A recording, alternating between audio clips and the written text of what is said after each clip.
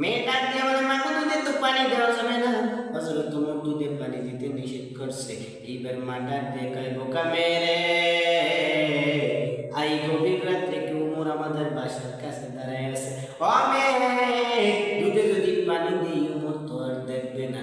মেয়েটা ডাক দিয়ে বলে মা গো ওমর তো দেখবে না, কিন্তু ওমরের আল্লাহ তাকাইয়া আছি। ওমা এই গভীর রাত্রে ওমর দুধে পানি দিলে দেখবে না। ওমা ওমরের আল্লাহ কিন্তু ঘুমায় না।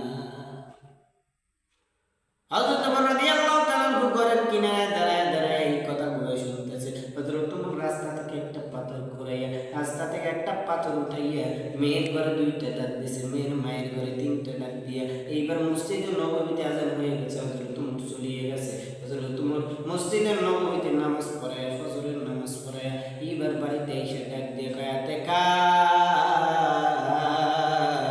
হযরত ওমরের বিভিন্ন মাতেকা হযরত ওমর ডাক দিয়ে কয় আতেকা, ও আতেকা ঘরের ভিতর আসেননি? আতেকা ডাক দিয়ে বলে আমিরুল মুমিনিন এত তাড়াতাড়ি আজকে চলে আসলেন? বলে আতেকা একটা খুশির সংবাদ আছে। বলে আমিরুল মুমিনিন কিসের খুশির সংবাদ? বলে আতেকা তোমার ছেলে আসেম কই গো? বলে আমিরুল মুমিনিন আসেম তো আপনার পিছনে তাকবীরুল্লাহর সাথে ফজরের নামাজ আদায় করছে, মনে হয় ফজরের পরে বন্ধু বান্ধবের সাথে হাঁটাহাঁটি করতেছে।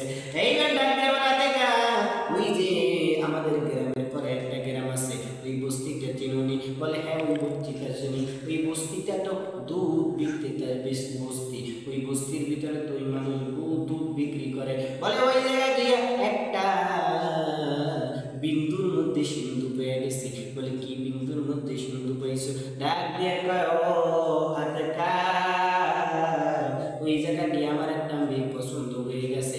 ওই মেয়েটাকে আমি দেখি নাই, মেয়েটার চরিত্র যাই না, ওই মেয়েটা আমার ছেলে আসেমের সাথে বিয়া দিয়া দিব।